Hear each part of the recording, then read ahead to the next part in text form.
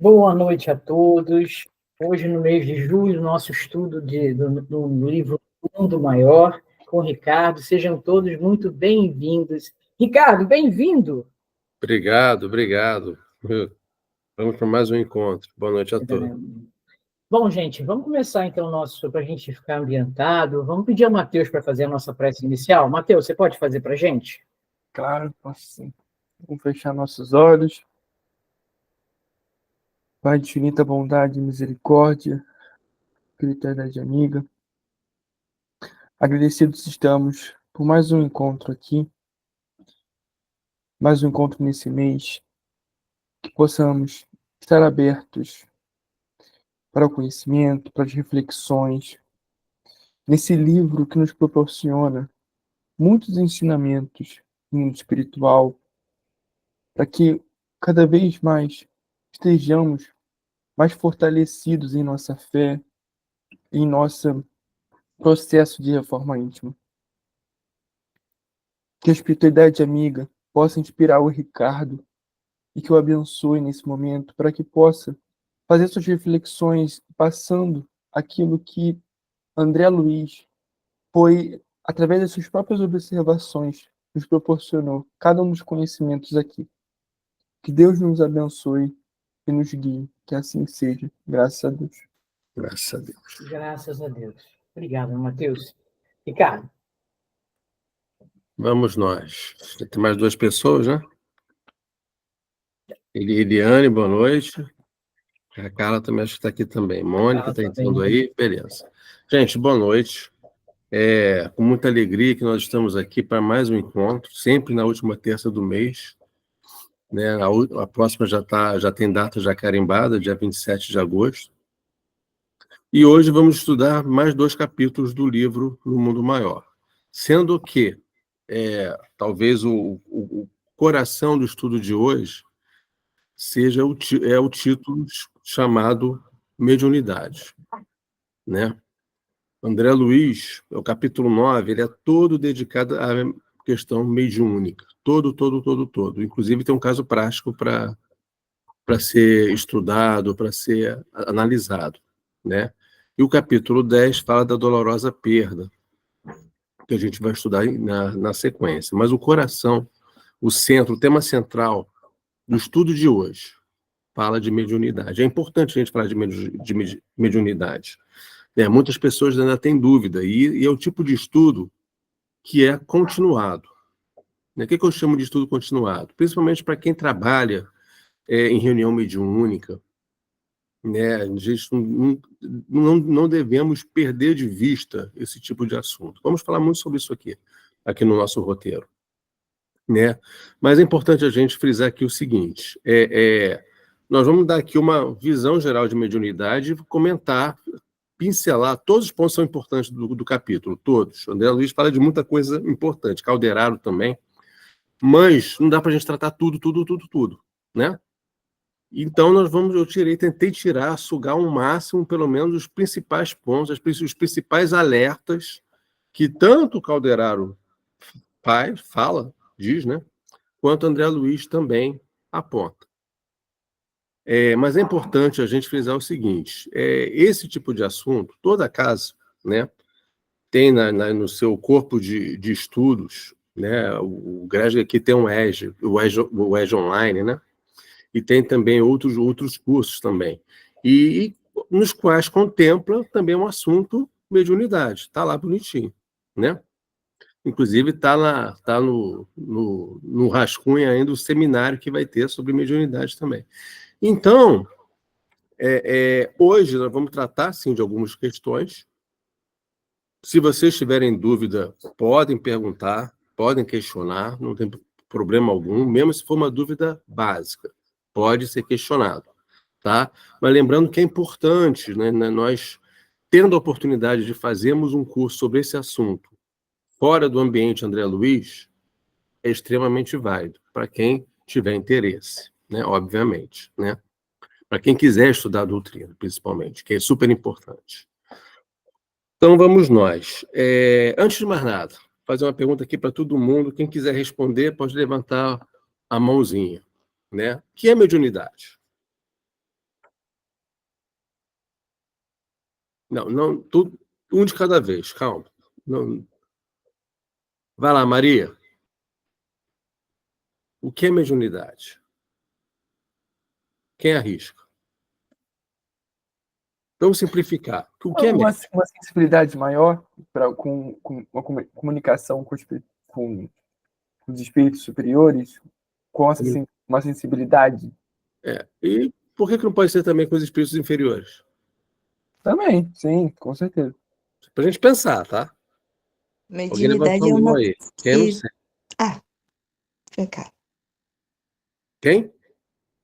Acho que foi a Carla. Carla levantou a mão. Tá aqui. Diga, Carla. Poderia-se dizer que é um intercâmbio entre o plano material e o espiritual? Plano material e espiritual. Está correto. Vamos só modificar um pouquinho. Plano corpóreo e extracorpóreo. Mas é na mesma linha, na mesma linha. Então, vamos ver aqui uma definição que eu trouxe do Livro dos Médiuns. Então, é a primeira bibliografia sobre esse assunto. Ricardo, eu não Gente, está compartilhando, não, tá? não, eu sei. Ah, tá. Eu tentei compartilhar, mas deu um passo atrás. Isso é importante. Gente, Livro dos Médiuns, tá? É o livro de cabeceira para qualquer trabalhador que esteja interessado em estudar sobre o tema mediunidade e médium, e também, principalmente, para o trabalhador que participa de uma forma ativa na seara mediúnica. O que eu chamo de uma forma ativa na seara mediúnica? Aquele trabalhador que trabalha numa reunião mediúnica diretamente, né? Estudar, gente, é fundamental. Estudar principalmente mediunidade.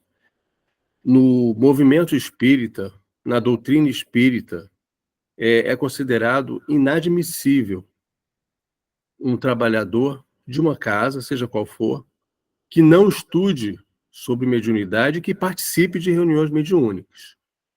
Por que é inadmissível? Porque esse irmão ou essa irmã, de certa forma, pode estar sendo exposto, né, em situação de perigo perante os obsessores, pelo fato de não ter estudo, não ter capacitação, não ter formação, não ter a capacidade de distinguir o A do B.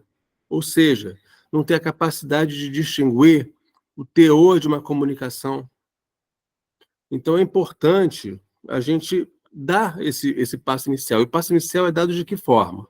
Através do Livro dos Médiuns.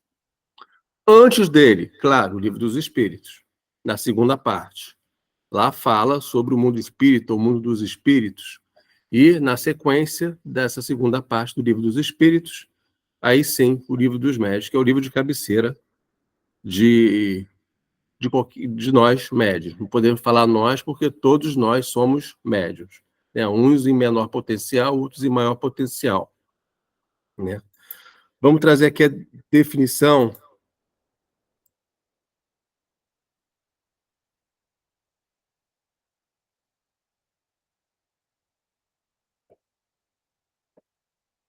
Todos estão vendo? Sim. Muito bem. Mediunidade. Essa definição que está apresentada aí está no Livro dos Médiuns, no capítulo 14, no item 159, dada por Kardec. Tá? Toda pessoa que sente a influência dos espíritos em qualquer grau de intensidade, é médium. Essa faculdade é inerente ao homem, por isso mesmo não constitui privilégio, e são raras as pessoas que não a possuem pelo menos em estado rudimentar. Pode-se dizer, pois, que todos são mais ou menos médiuns. Ou seja, agora voltar para cá. Mais ou menos médios em qualquer grau de intercomunicação. Uma intuição pode ser considerada uma mediunidade. Né? É uma sensibilidade em menor grau, mas todos nós, às vezes, temos uma intuição de uma coisa ou outra. Mas existem pessoas que tem uma sensibilidade maior, vamos dizer assim, está predisposto a escrever, ouvir, até mesmo ver. São os tipos de mediunidade, né? É interessante comentar que na época que os livros foram psicografados por Chico, por André Luiz, né, naquela época a mediunidade mais assim preponderante, vamos chamar assim, era qual? A psicografia. Aí depois a psicofonia foi ganhando força, né? E aí foi apresentada posteriormente, de uma forma mais intensiva, vamos chamar assim. Mas na época do Chico, a psicografia tinha uma relevância maior, não desprezando as outras, só que era apresentado com uma relevância maior. Tanto é que nos livros de André Luiz fala-se muito em psicografia. Gente, até aqui tudo bem? Ok? Vamos voltar então para a nossa...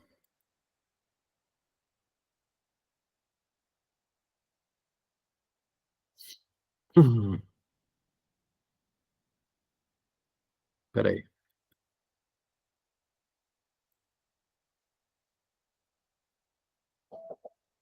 Não estou conseguindo compartilhar por quê? Tela inteira.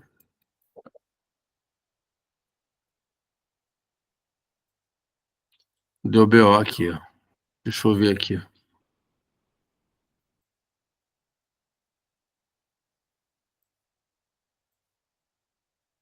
Agora sim.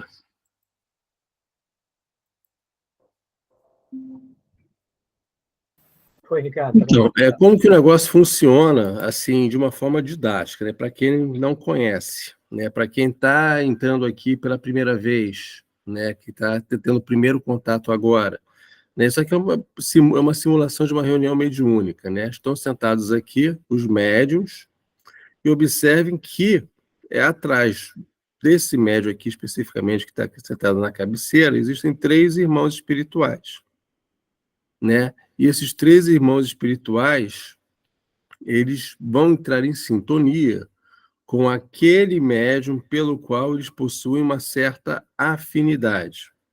Aquele médium que está mais preparado para aquele momento, o qual pode ser transmitida uma comunicação. E é interessante a gente comentar que fala-se muito, né, na seara espírita, fala-se muito em incorporação. O espírito incorporou no fulano, né? O espírito incorporou na Jumara. Gente, não existe, né, essa questão de incorporação. Talvez seja um termo que muitos vieram com esse termo dos nossos irmãos aí, umbandistas, candomblecistas, etc. Com todo respeito.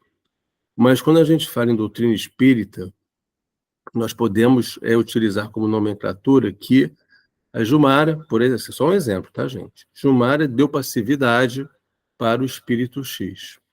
Simone deu passividade para o espírito Y. Dar passividade, justamente você abrir esse canal mediúnico para justamente entrar em comunicação com outros espíritos, sejam eles superiores ou não, perispírito a perispírito, ou seja, o contato do perispírito do médium com o perispírito do comunicante estabelece-se ali uma comunicação.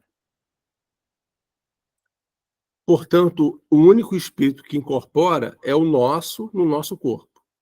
É o espírito do Ricardo que está incorporado no corpo do Ricardo. Exemplo. Mas quando a gente fala em mediunidade, é mais esse contato, perispírito a perispírito. E aí entra o exercício mediúnico, né? A educação da mediunidade. As casas, a maioria das casas, não digo a maioria, mas algumas, oferece justamente o curso de educação da mediunidade. Por que educação? Porque justamente é um treinamento para que todos que já possuem uma mediunidade avançada, mas não está educada, ou não possui uma certa mediunidade, mas quer desenvolver a mediunidade, é possível desenvolver? É possível desenvolver. Nem sempre é desenvolvida. Não tem problema algum. Existem outros trabalhos na casa espírita sem ser uma reunião mediúnica. mas nós podemos educar essa mediunidade, exercitar essa extensão do perispírito. É um exercício, é um treinamento. Uma das propriedades do perispírito é a extensão. Ele se abre, ele se expande.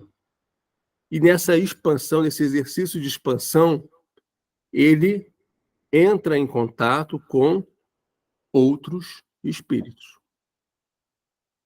Parece simples, mas não é. Na prática, requer um pouco mais de esforço, um pouco mais de entendimento.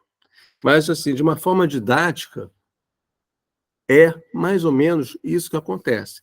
Eu só estou desmistificando aqui esse conceito que muitas pessoas empregam. Da incorporação. Não existe incorporação. Tá? O que existe, então, é o contato perispírito a perispírito. Ok? Dúvidas? Nada?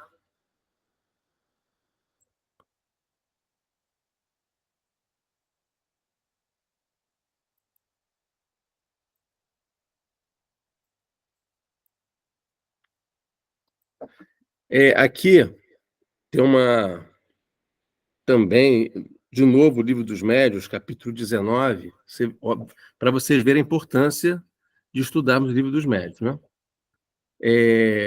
Só que aqui é o capítulo 19, antes foi 14, agora o 19. É uma explicação que Allan Kardec faz a respeito do animismo. Tá, vamos falar um pouquinho. Por que eu vou falar sobre animismo aqui? Porque justamente André Luiz apresenta isso no estudo de caso. E também Calderaro explica um pouco sobre isso. O animismo, pelo que Kardec fala aqui, ele fala, pela natureza das comunicações, estudai as circunstâncias e a linguagem e distinguireis. É principalmente no estado de sonambulismo ou de êxtase que o espírito do médium se manifesta, porque então se encontra mais livre. No estado normal é mais difícil. Aliás, há respostas que não se podem atribuir a eles de modo algum, e por isso que vos digo, estudai e observai.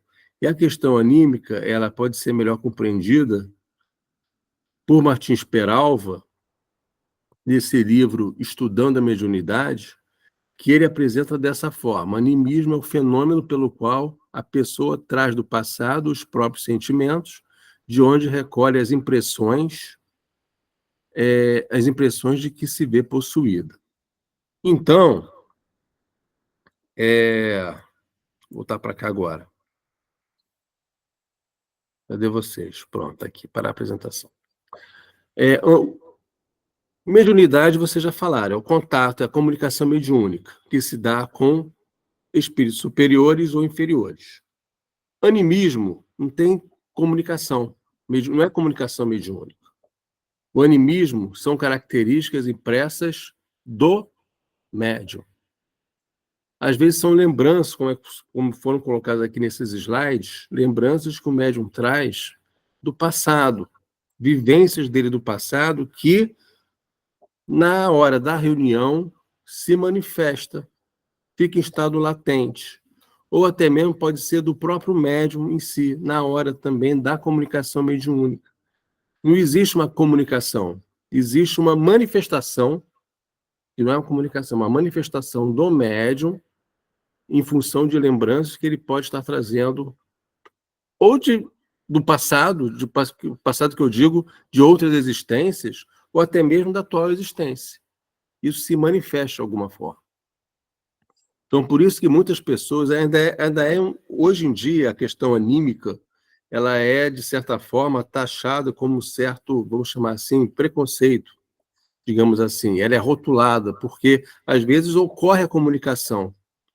Mas aí, quem está observando, quem está vendo, isso não é comunicação, não. Isso é animismo, não pode ser comunicação. E ocorre a comunicação. E é uma traço de uma comunicação.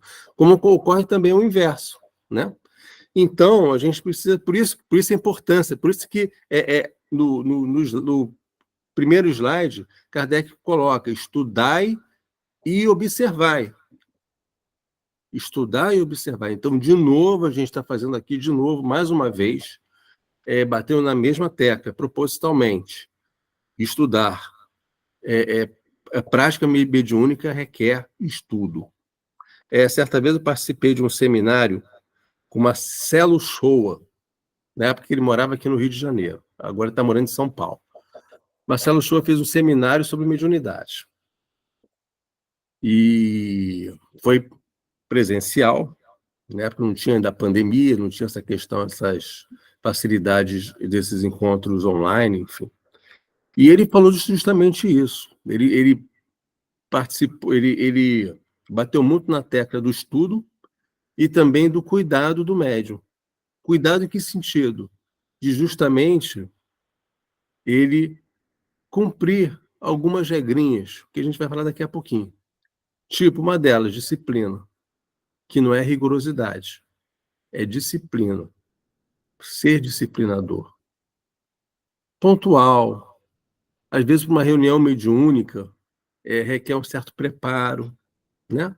Da gente se abster de determinadas alimentações. Eu não vou comer uma rabada hoje. Falei rabada porque eu lembrei da Simone, que a gente adora rabada. Não vou comer uma rabada hoje com a reunião mediúnica amanhã. O que eu vou me alimentar? De uma forma mais light, né? Eu vou me recolher um pouco mais. Ler, pegar lá uma página do Fonte Viva e fazer uma leitura, né? Ler um pouco sobre o Evangelho. Então, eu vou começar a me recolher nesse sentido. Me abster de situações que podem me gerar certos problemas. Eu não vou ao mercado, não vou cuidar de assuntos de banco, não vou, sabe, esses assuntos mais materiais. Então, eu vou ficar um pouquinho mais recolhido. Porque isso tudo vai o quê? Facilitar o trabalho que vai ser realizado numa reunião mediúnica. E outra coisa importante, que eu falei até, foi no estudo que eu fiz semana passada para o pessoal lá de Campina Grande, que foi sobre o Evangelho no Lar. E serve para cá também. Gente, reunião mediúnica é na casa espírita. Porque na casa espírita eu vou ter todo o amparo, toda a proteção dos mentores da casa, né? Eu já conheço algumas pessoas que fazem reuniões em casa. E o final não foi um final feliz, né? Então, e Kardec fala sobre isso também. Não é o Ricardo que está falando disso é Kardec. Né? Na casa espírita, tem todo o amparo, a proteção dos mentores. Então, para o médium é importante, porque ele tem que ser tipo, protegido, e para o grupo de trabalhadores também. Né? É importante isso. Você vê que tem muita coisa importante. Eu estou falando aqui algumas coisas, estou pincelando aqui algumas coisas que está me vendo aqui na cabeça, na tela mental, que não é à toa, com certeza. E complemento justamente o que o André Luiz vai trazer para a gente. Gente, podem comentar, tá? Lembrando que André Luiz ainda tem 2 obras, né, que falam sobre mediunidade com mais detalhe, dentro da coleção André Luiz. Na verdade, todas elas falam um pouquinho, né? Mensageiros também fala sobre mediunidade, Nosso Lar também fala sobre mediunidade, mas assim, de uma forma mais direta e objetiva, nos domínios da mediunidade, nós vamos chegar lá aqui no curso, e mecanismo da mediunidade. Tá? São 2 grandes obras que André Luiz trata com uma maior riqueza de profundidade sobre o tema, ok? Agora sim, vamos nós.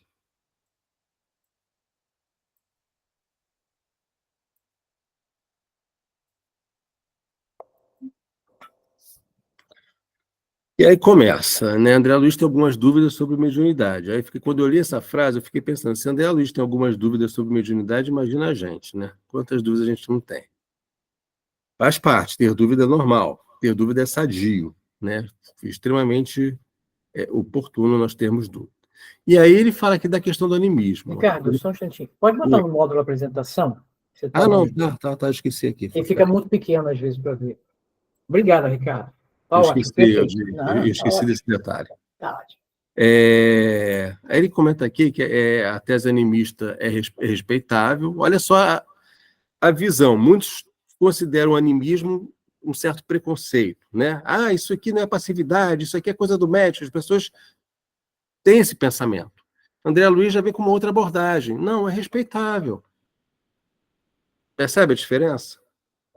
Aí continua. Partiu de investigadores conscienciosos e sinceros e nasceu para coibir os prováveis abusos da imaginação. Entretanto, vem sendo usada cruelmente pela maioria dos nossos colaboradores encarnados, que fazem dela um órgão inquisitorial.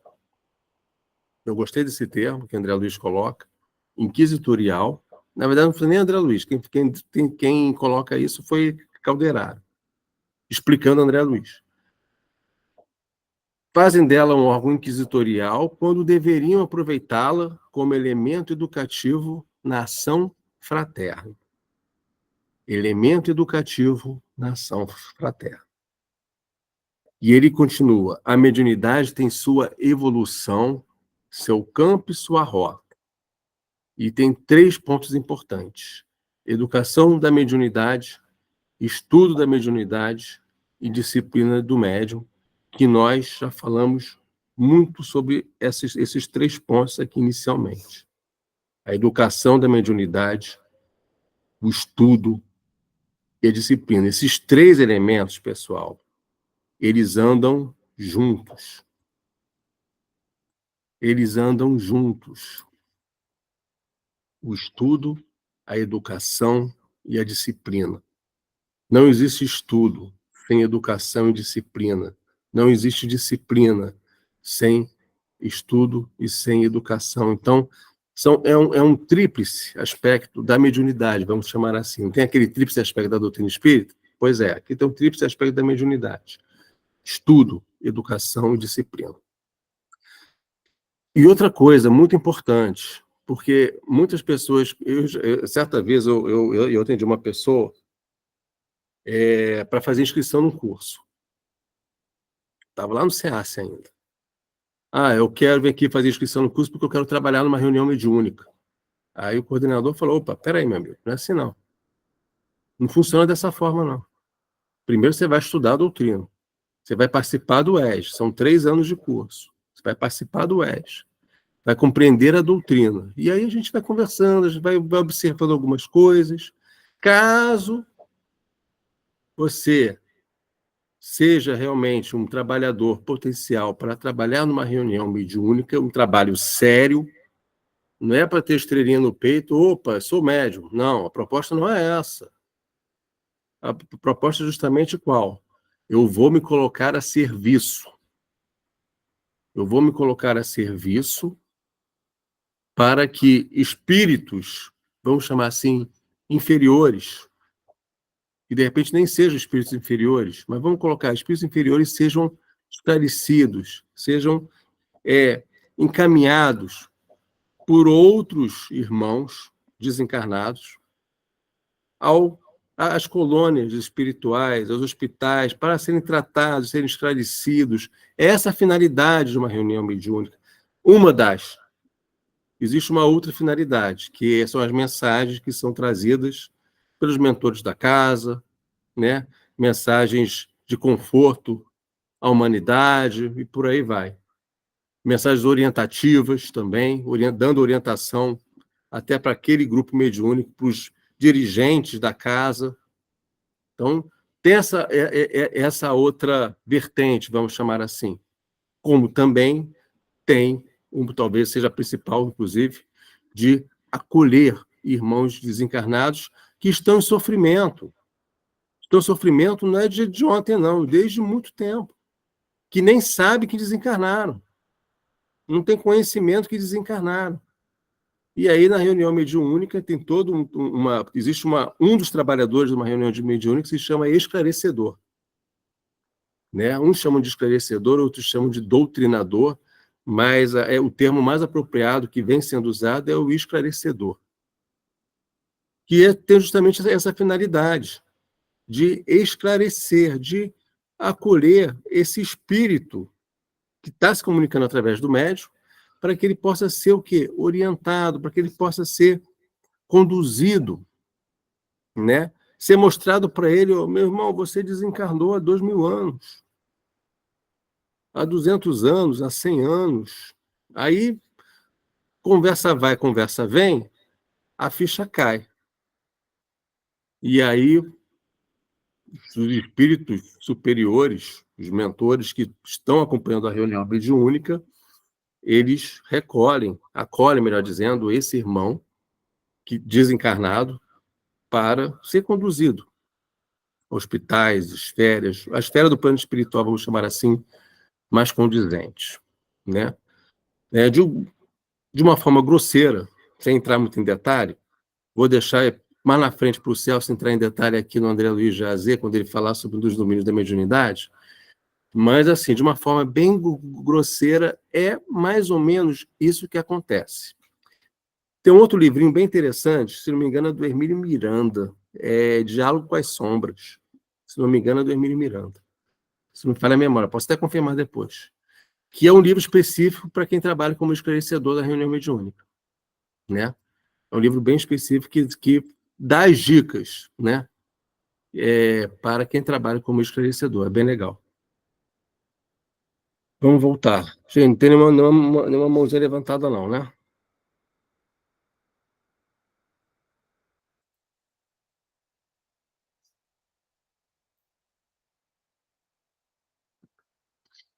Então, vamos sempre lembrar de educação, estudo e disciplina. É importante, gente. Vamos avançar, senão a gente não vai sair daqui hoje. O assunto é bem instigante. O instrumento mediúnico é automaticamente desclassificado se não tem a felicidade de exibir absoluta harmonia com os desencarnados no campo tríplice das forças mentais, perispirituais e fisiológicas. Desclassificado, ou seja, o que ele chama de instrumento mediúnico? O que é um instrumento mediúnico? Somos todos nós que trabalhamos mediunicamente.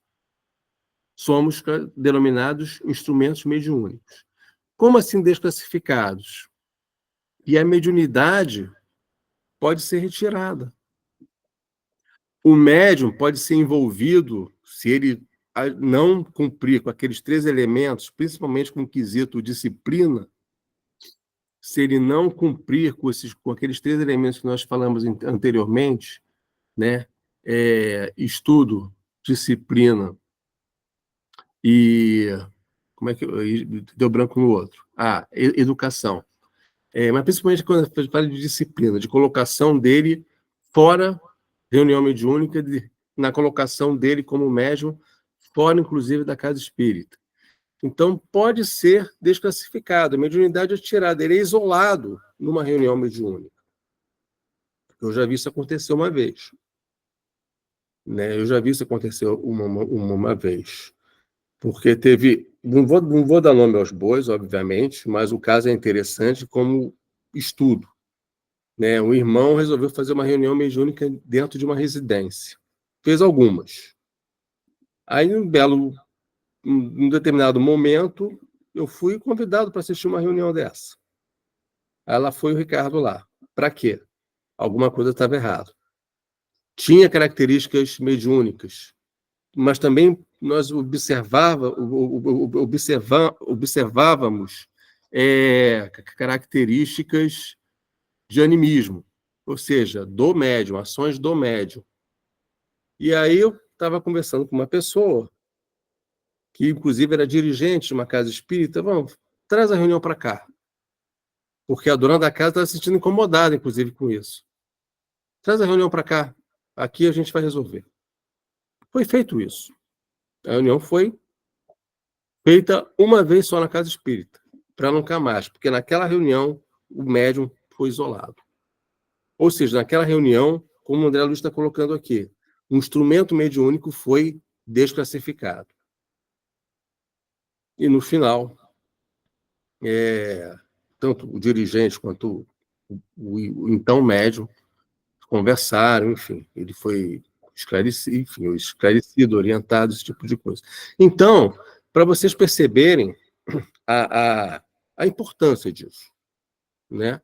A importância, a gravidade, a nossa dedicação. Não quer dizer que a gente tem que ficar único exclusivamente refém disso, não é isso. Podemos levar a nossa vida normalmente, sem dúvida alguma, podemos levar a nossa vida normalmente, mas com algumas condicionantes, né? Dias que antecedem a reunião, vamos nos recolher um pouquinho, né? Vamos estudar de uma forma continuada, né? É essa a recomendação de Kardec.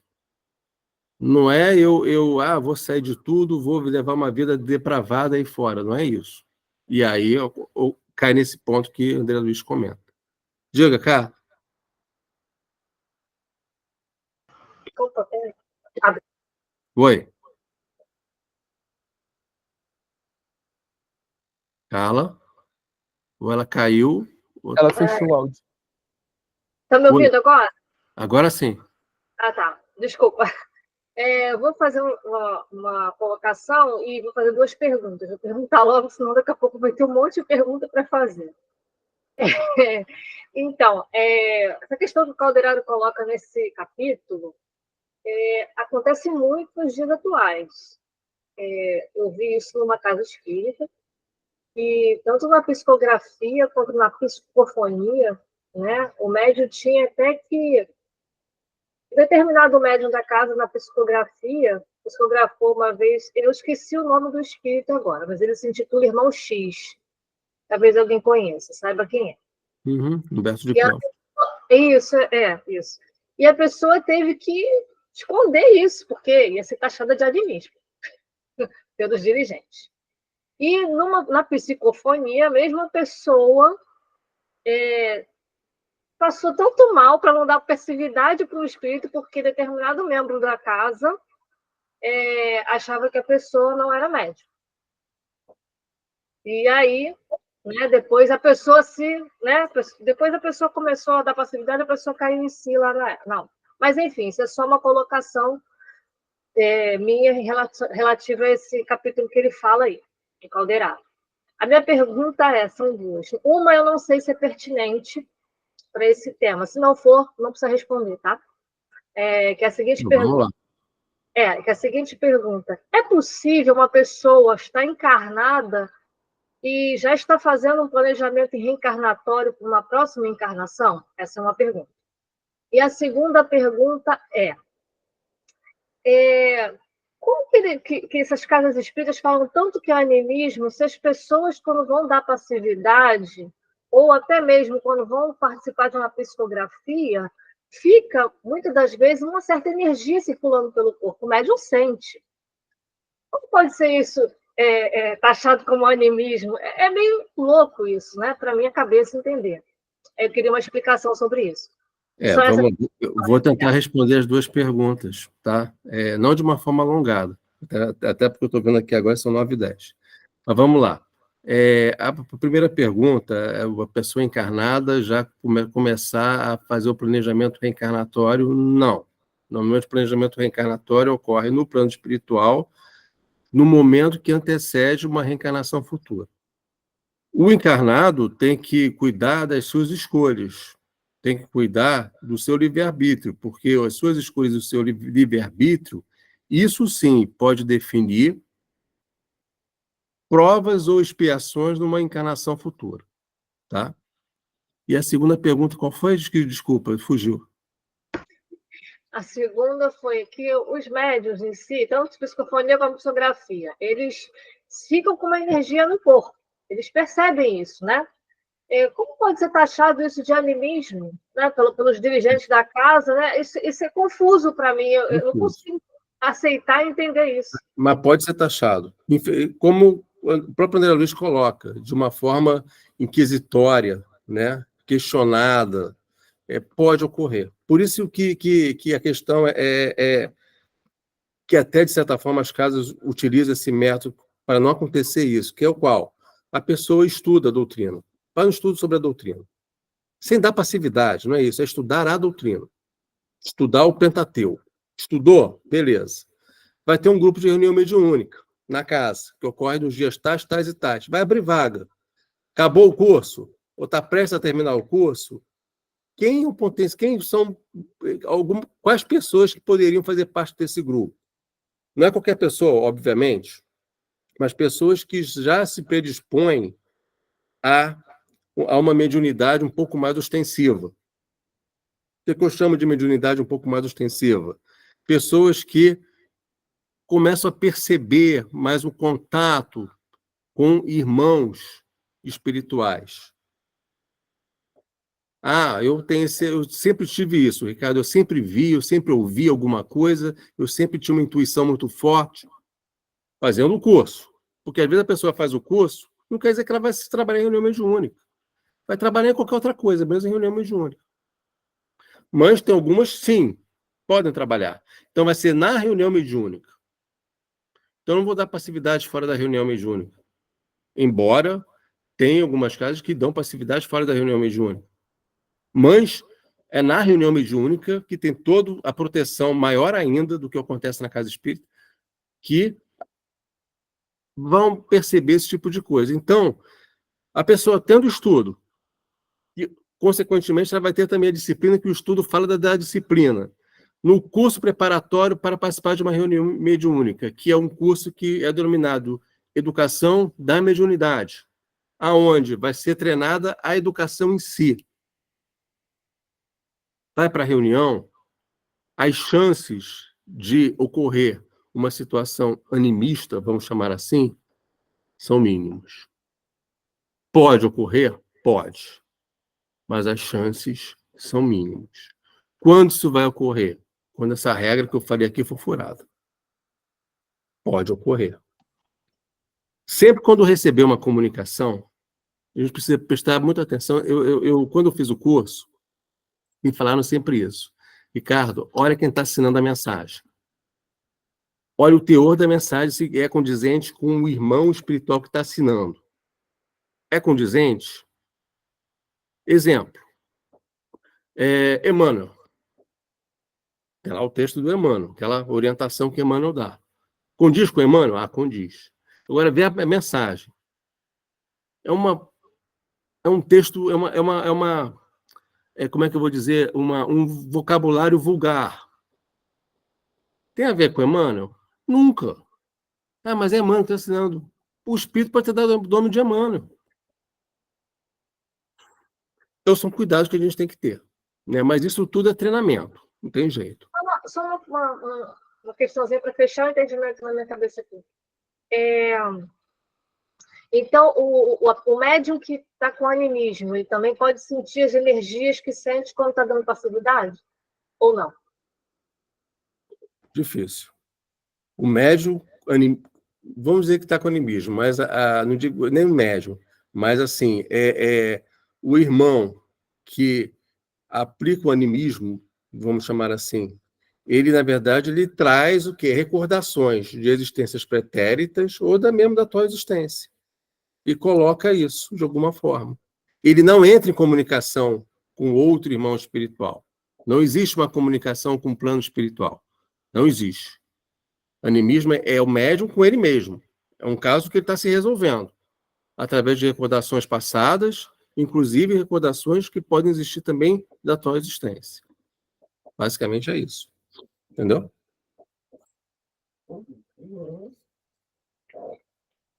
Foi? Foi. Obrigada. Gente, não se preocupa. Nós vamos ainda conversar muito sobre isso.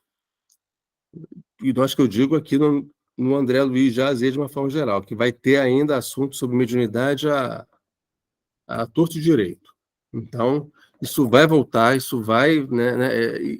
E outra coisa, essas dúvidas são perfeitamente cabíveis, são normais, esse tipo de coisa. Isso faz parte. E isso é bom até para a gente poder evoluir, né, nos nossos estudos, nas nossas análises, enfim, isso é super importante.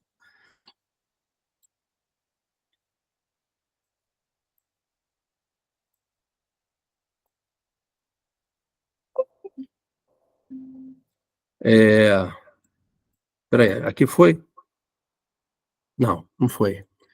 A mediunidade mais estável, mais bela, começa entre os homens... Rodrigo, Ricardo, Não, põe no já modo... sei, esqueci. A mediunidade mais estável e mais bela começa entre os homens no império da intuição pura, quer dizer, começa na intuição, né?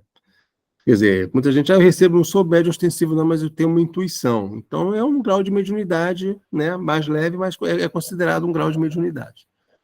No mediunismo comum, o colaborador servirá com a matéria mental que lhe é própria, né? Ou seja, essa matéria mental que lhe é própria, vamos chamar assim, o médium usa o seu perispírito. Lembra lá atrás, quando eu comentei com vocês, gente, perispírito é um tema importantíssimo para quem trabalha como médium. Acho que falei isso ou no primeiro encontro ou no segundo, um desses aí. Então, é importante. É um estudo super importante. Eu até citei o nome de um livro, que está lá no grupo, com certeza. Botei lá. Não é serviço que possamos organizar da periferia para dentro, e sim ao contrário, ou seja, vem de dentro para fora. Né? Vem de dentro para fora. Vamos ao serviço de assistência dedicado à senhora médium em formação. Aí é o caso prático que André Luiz apresenta no livro. Tá? São 11 companheiros, são várias entidades desencarnadas que se moviam nessa reunião mediúnica. Mas ali são 11 médiums. Tá?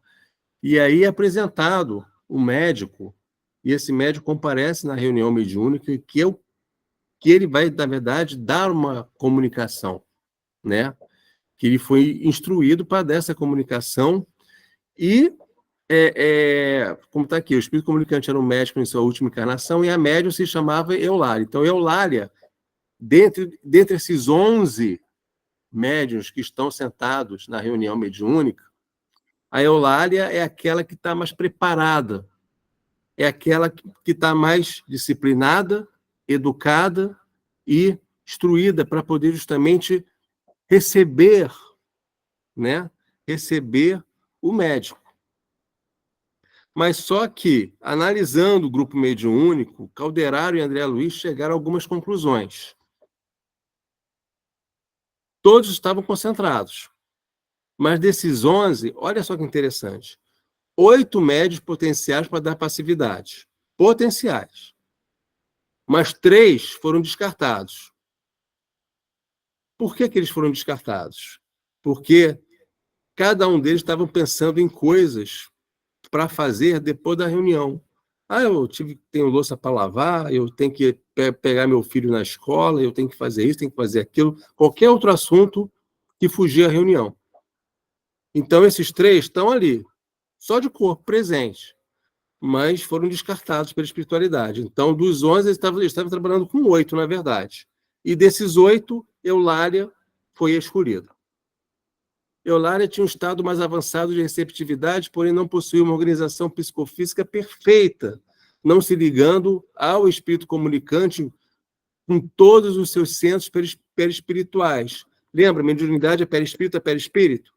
Só que no caso da Eulália, embora sendo mais preparada naquele grupo, não reuniu todos os centros perispirituais com os centros perispirituais do comunicante. Alguns ficaram faltando, mas não tinha problema algum. O trabalho foi realizado, a mensagem foi passada.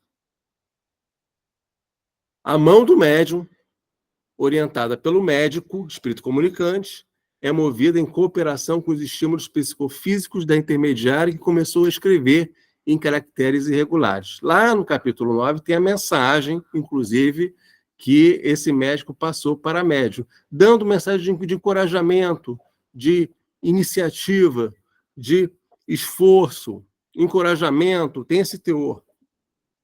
Após o término da sessão, o grupo mediúnico avaliou a mensagem e cogitou a possibilidade de se tratar de animismo, o que deixou Eulália chateada, porque foi apresentado para ela isso, dessa forma, mas ela foi confortada por Calderaro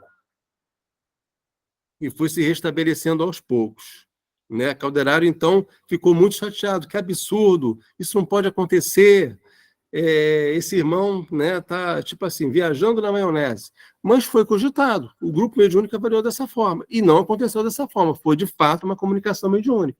Entendeu? Quer dizer, pode acontecer? Pode. Né? É raro, mas pode acontecer.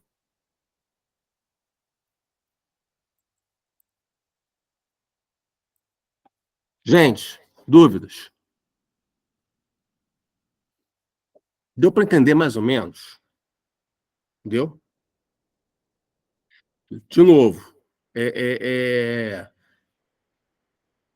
no EJE, ou alguns chamam de EJE, outros chamam de o curso do livro dos médiuns, né? Vamos supor que amanhã ou depois tem um curso do livro dos médiuns aqui no GRESC.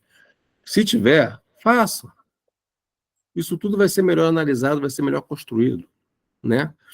Então é importante, né? E aqui André Luiz já entra mais no detalhe, mais no, né, no grau de profundidade um pouco mais, né, um pouco mais alto. Não entra mais no beabá do doutrinário, digamos assim.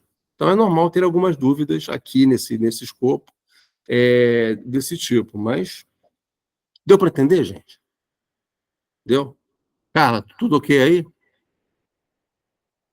Se você sair daqui com mais dúvidas quando entrou, tá valendo também, tá ótimo. A proposta é essa. Não, está tudo bem.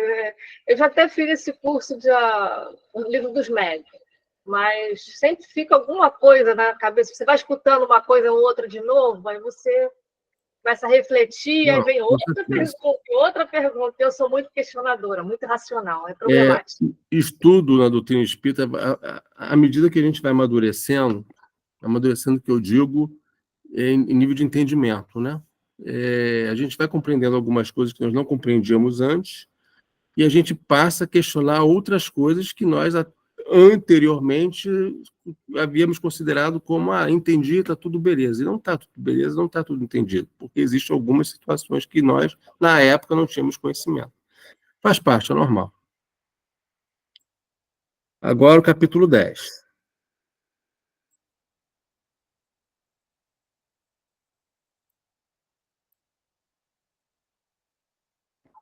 Tem como título Dolorosa Perda, né?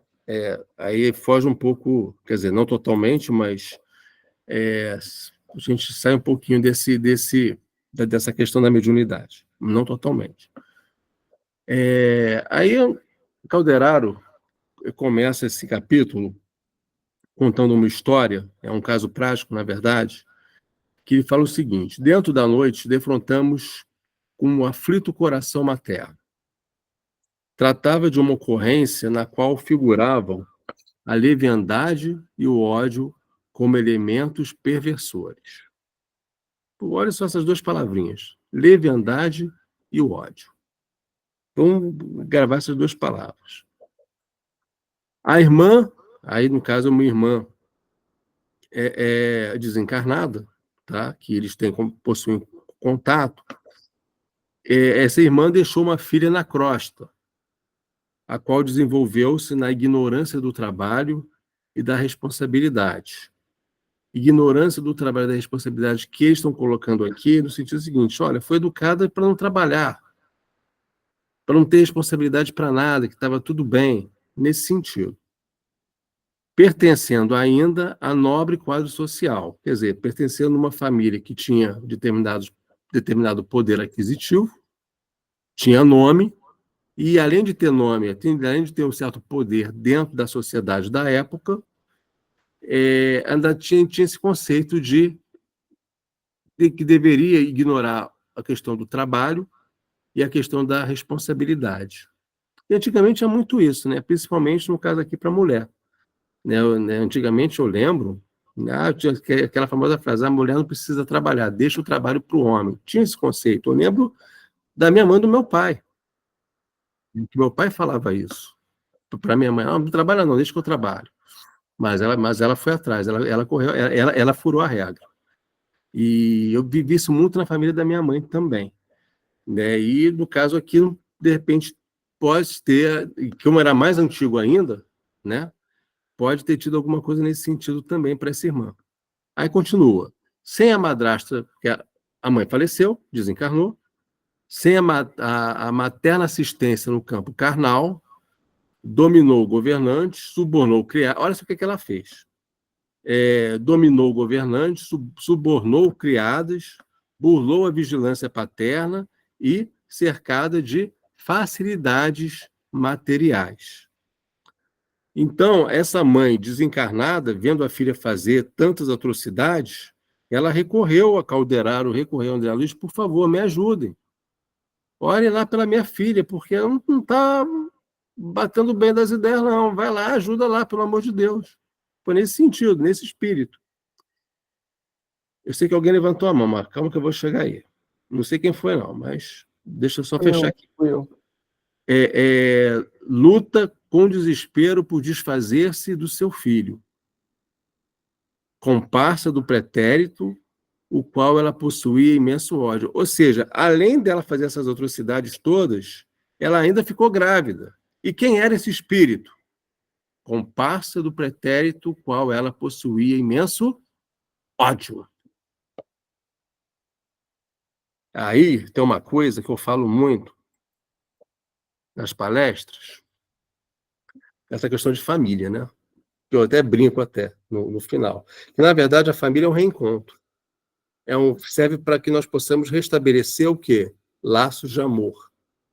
Espíritos, então, inimigos, reencarnam, aí entra o planejamento reencarnatório, reencarnam numa família para restabelecer esses laços de amor. E são considerados o quê? Inimigos do passado. Então, a espiritualidade utiliza desses recursos para justamente, olha, vai encarnar na mesma família. Como foi esse caso aqui. Né? Mas é sempre assim? É bom a gente falar isso. É sempre assim, quer dizer, então que eu vou olhar agora para minha família, eu vou ver um inimigo meu. Não, não é isso. Muitos reencarnam como laços de amizade também. Para um ajudar o outro, para elevar, para se sustentar. Né? Então tem também tem também essa conotação. Mateus levantou a mão. Diga, Mateus. Isso. Não, só queria fazer um breve comentário, porque enquanto você estava falando sobre o caso dela, né, questão dos pais não permitirem com que ela trabalhasse, se esforçasse, tivesse esse impulso, né, esse estímulo para se desenvolver algumas habilidades, né? O quanto isso por mais que isso era mais comum numa época mais antiga, né, principalmente nesse caso, como você falou, Ricardo, das mulheres, mas eu acho que hoje em dia acontece com pessoas muito abastadas, né? Muito bem assim, remuneradas, enfim, uma família muito rica. E quando os pais não são atentos nesse processo educativo, né? Isso torna diversas consequências para o filho, né? Por questão de desenvolver mesmo essas habilidades cruciais da vida, para que possa desenvolver responsabilidade, possa desenvolver empatia, que até mesmo e que por questões ele até fala aqui uma ociosidade nociva, eu acho reprovável. O quanto isso é altamente destruidor para o indivíduo, porque alimenta justamente a preguiça, o orgulho, a superioridade, diversas coisas que faz com que ele se autodestrua sem mesmo fazer esforço. Né? Acho que a grande questão é porque eu consigo compreender que tipo, os pais querem muito proteger os seus filhos, mas muitas vezes a gente tem que ter em mente que os filhos eles são como se fossem pássaros que estão desenvolvendo, mas em alguns momentos vão voar. E que para isso os pais precisam estar dando o suporte necessário para que eles possam se fortalecer, possam se amadurecer, né?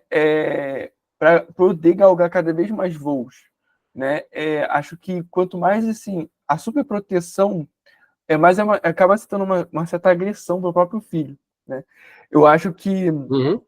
E uma coisa interessante, já falando sobre essa questão do bebê, dessa moça, o quanto que, tipo, era para ela insuportável lidar com uma responsabilidade muito grande. Né? Porque o bebê é uma responsabilidade muito grande. Por mais que tenha essa questão de um espírito, né, de outras vidas que tem um ódio tremendo, que ela tem um ódio tremendo dele, enfim, por diversas coisas, isso piora ainda mais a situação, aumenta mais ainda a responsabilidade, mas eu acho que uma pessoa que não tinha qualquer tipo de lidava com consequências da vida, com diversas adversidades da vida, né?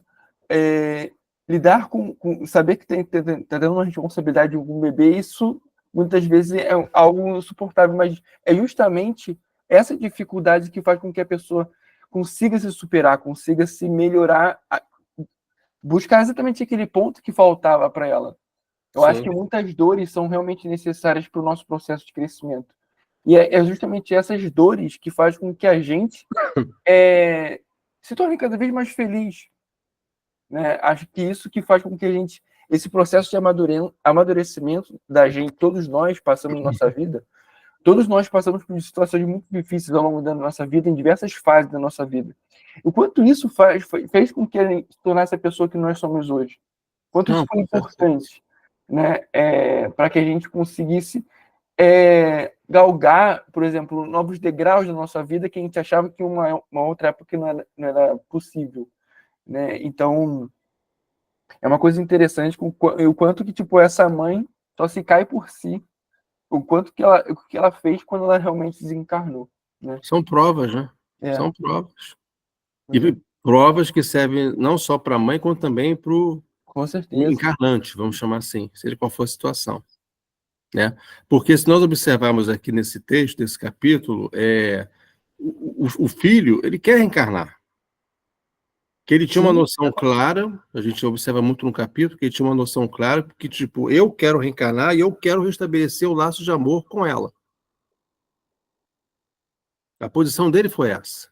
Mas ela, grávida, não queria ficar grávida, não era o objetivo dela ficar grávida, mas com o estilo de vida que ela levava, né, noitada, aquele negócio todo, ficou grávida. E ela já tinha uma certa raiva que virou um sentimento de ódio pelaquela criança que estava no seu ventre. Então, o compromisso espiritual que era para ser amenizado, que teve todo um trabalho da espiritualidade para que isso acontecesse na primeira oportunidade, e aconteceu, mas era para acontecer tudo de uma forma clara, tudo bem. Ele ia nascer, eles iam virar pai, mãe, mãe e filho, e amor, acima de tudo. Isso não aconteceu. Isso não aconteceu. E aí André Luiz, de uma forma muito sutil, ele entra nesse capítulo e ele começa a falar um pouco sobre o aborto. Ele fala, ele não dá o nome aborto. Ou se dá, Chico não colocou no livro dessa forma. Mas, assim, se nós observarmos a história, né, no final do capítulo, ele coloca que esse filho foi abortado. E pelo fato da mãe ter agido dessa forma, o que acontece? Zero sentimento de raiva, de ódio novamente no filho. Olha só, mas quantos anos aí para fazer isso de novo? É complicado. Vamos voltar para lá. Para eu não me perder também.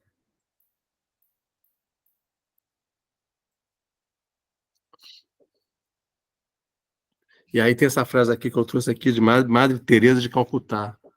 Se aceitarmos que uma mãe mate seu filho no próprio ventre, como poderemos dizer às pessoas que não matam umas às outras? Olha só, né? Eu achei essa frase bem bacana. Estirada no leito, a jovem mulher debatia-se em convulsões, ao lado da entidade materna e os olhos carnais de uma enfermeira terrestre. Todos os centros endócrinos estavam em desordem. Ela estava em desordem, ela estava desequilibrada. Quando todos nós estivermos em qualquer momento em desequilíbrio, a parte física também estará desequilibrada, seja qual for, a parte, em que setor for. No caso dela, os centros endócrinos estavam em desordem e o coração com arritmia. A mãe falava sempre assim: odeio esse filho intruso que não pedia vida. Esse era o pensamento dela. Queria expulsar. E o filho? Olha só o que o filho fala, gente. Poupa-me. quero acordar no trabalho, quero viver e reajustar o destino, ajuda-me, pagar-te-ei com amor. Gente, isso é muito forte. Pagar-te-ei com amor, não me expulses, tenha caridade. São pensamentos extremamente fortes, tanto também quanto do filho. Parcialmente, a espiritualidade faz de tudo, né, para poder a encarnação vingar. Observe o que eles fazem, parcialmente desligado do corpo físico devido a medicações, ou seja, a mãe internada, ela é medicada e determinados medicamentos faz com que ela durma e, durante o período de sono, o que acontece com o espírito? Ele se desloca, né? Ele se desliga parcialmente do corpo físico. Então, nesse momento que o espírito está desligado do corpo físico, o espírito materno conversa com ela, tentando convencer a filha a não abortar. Mas foi em vão. E não foi só uma tentativa, foram feitas mais uma tentativa, foram 2 tentativas, também em vão. O filho que não nascera constituiu o perigoso verdugo do psiquismo materno, com sentimentos de ódio e de vingança. Aí Calderaro fala para André Luiz, o ódio, André, diariamente extermina criaturas no mundo com intensidade e eficiência mais arrasadoras que as de todos os canhões da terra troando a uma vez. Tamanha força desse sentimento. Calderaro explica para André, tenta passar para André Luiz, né, a força desse sentimento. Nasce com uma raiva, da raiva pula para o ódio. Cecília, que é o nome da filha, desencarna e é instituindo um processo de obsessão recíproca dela com o filho e do filho com ela. Então, observa, gente. E a gente vê muitos casos desse tipo hoje em dia, principalmente no atendimento fraterno, né? Situações parecidas. Então, tudo que a gente lê, principalmente assuntos dessa natureza, né, as obras de André Luiz, e como o Matheus também falou aqui, né, ainda há pouco, da questão da família, então, trazendo isso para a nossa realidade, a gente observa muito atendimento fraterno. Situações são expostas dessa natureza, esse sentimento de ódio entre pai, mãe, filho, irmão, seja quais forem as peças. Isso pode estar, tem grande chance de estar, com um histórico aí de encarnações. Que esses irmãos são colocados, são convidados, é um trabalho hercúleo que foi feito pela espiritualidade, de serem colocados frente a frente. E às vezes dá certo. Se der certo, ótimo. Foram laços de amor que foram restabelecidos. Está lá no Evangelho esse termo. Laços de amor que foram restabelecidos. No capítulo, se eu não me engano, aquele capítulo lá do Evangelho que fala que nós devemos honrar pai e mãe. E fala da parentela espiritual, da parentela corporal.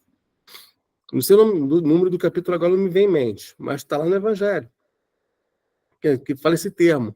Restabelecer laços de amor. Se der certo, ótimo. O projeto foi realizado com sucesso. Mas se não der certo, acontece isso que o André Luiz coloca aqui. Obsessão recíproca.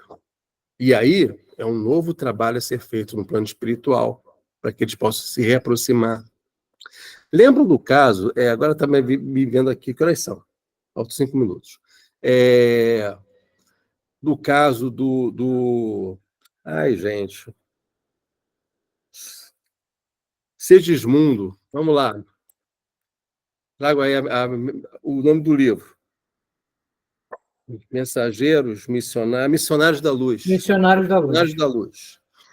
Missionários da luz. Conta a história de Segismundo, que é uma situação bem parecida, que ocorre, né?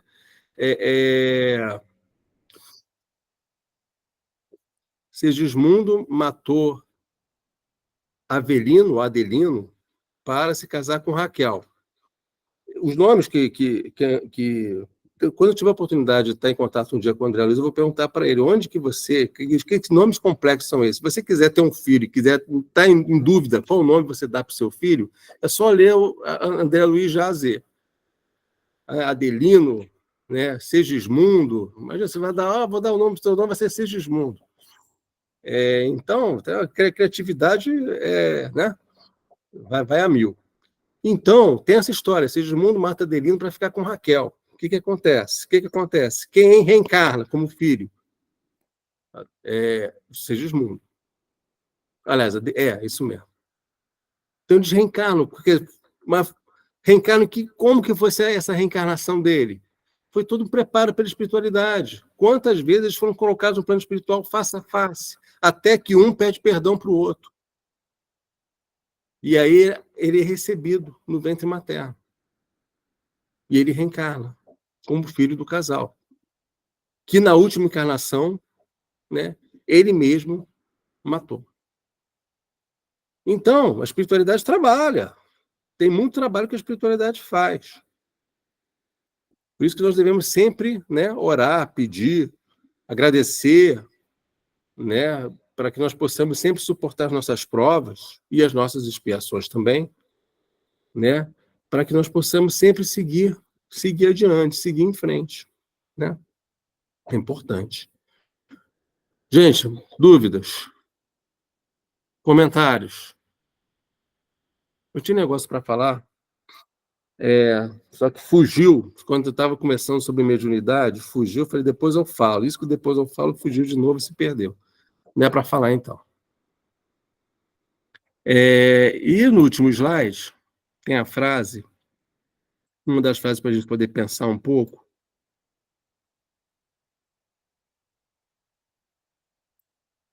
Que eu separei aqui, que fala sobre a fé. Uma frase aqui de Calderaro. A fé representa a força que sustenta o espírito na vanguarda do combate pela vitória da luz divina e do amor universal. Né? Que nós possamos sempre, das nossas adversidades, das nossas dificuldades, dos nossos momentos de aflição, nós possamos sempre ter fé. E fé não é você simplesmente acreditar em algo ou em alguma coisa. É acreditar, sim, mas, acima de tudo, nós temos confiança em Deus, confiança na espiritualidade, confiança de que tudo tem um propósito, tudo tem um sentido nessa vida. Nada é à toa. Nada, surgiu, aconteceu dessa forma. Não. Tem um propósito, tem um curso, tem um direcionamento, que para nós é desconhecido. Talvez até pelo fato de que, se nós soubéssemos o conhecido, não ia dar certo. Mas tudo tem um propósito. Então, que nós temos sempre essa fé, que nós não percamos de vista essa fé e possamos sempre acreditar e confiar, acima de tudo, nessa força superior chamada Deus. Né? Acho que essa mensagem que está por trás dessa frase que Calderaro deixa para André Luiz. Gente, tem muita coisa. Né? Esse é o compilado do compilado do compilado, porque só o capítulo 9, Mediunidade, tem coisa pra caramba. Mas, assim, pelo menos a mensagem que é passada por André, a Calderaro, ou melhor, o Calderaro a André, eu tentei extrair mais ou menos o coração do negócio, entendeu? Para a gente poder pensar aqui um pouquinho, refletir um pouquinho sobre o que eles falam. Daqui para frente vai ser só tema cabeludo. Tá? Diga-se de passagem. Hoje começou mediunidade. Mês que vem tem um dos capítulos, eu já bati o olho lá, sexo. É outra encrenca. E por aí vai. Daqui a pouco obsessão. Vai ter mais na frente para sobre obsessão. Então, vai ser até metade do livro foi, legal, agora vamos, né, parece que eles combinaram lá, Calderaro com André Luiz. Agora o pessoal já leu até aqui, vamos agora dar uma... vamos descer um pouco mais o degrau aqui, né? Então, só para reforçar um pouco sobre a questão da mediunidade, fechar só com um ponto. Quando o Matheus até colocou, a mediunidade é comunicação com o espírito superior. Gente, são espíritos. Qualquer comunicação com espíritos, de uma forma geral. Tá? Seja eles superiores ou não. Isso é importante.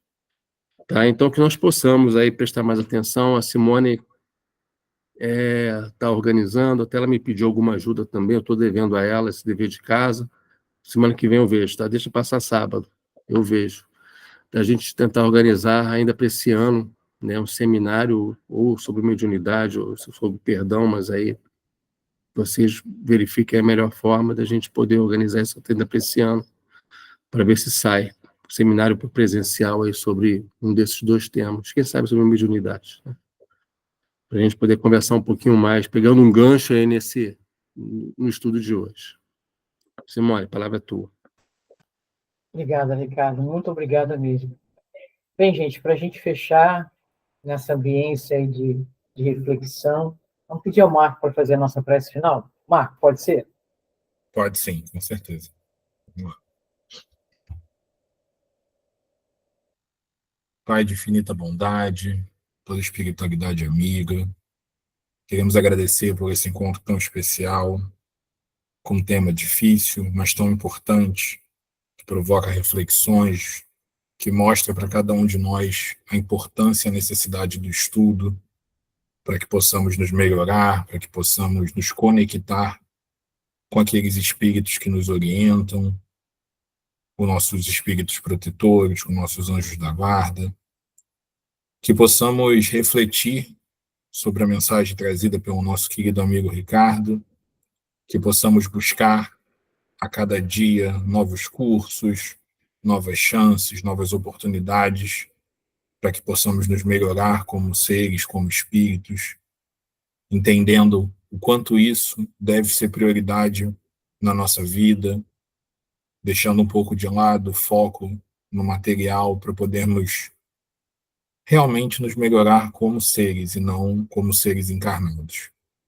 E que possamos continuar na segunda metade desse livro tão especial, que continua no próximo mês, que possamos continuar juntos aqui, como grande grupo de amor, como grande família de amor, aproveitando esse trabalho tão rico que o nosso amigo Ricardo traz a cada mês, a cada última terça-feira. Que assim seja, gratos estamos, graças a Deus. Graças a Deus. Obrigado, filho. Graças a Deus. Uma boa semana para todos e muito obrigado por a gente estar junto. Obrigado, Ricardo. Obrigado a cada um de vocês por a gente estar nessa caminhada. Um bom mês para todos. Tchau, pessoal. Tchau. Gente,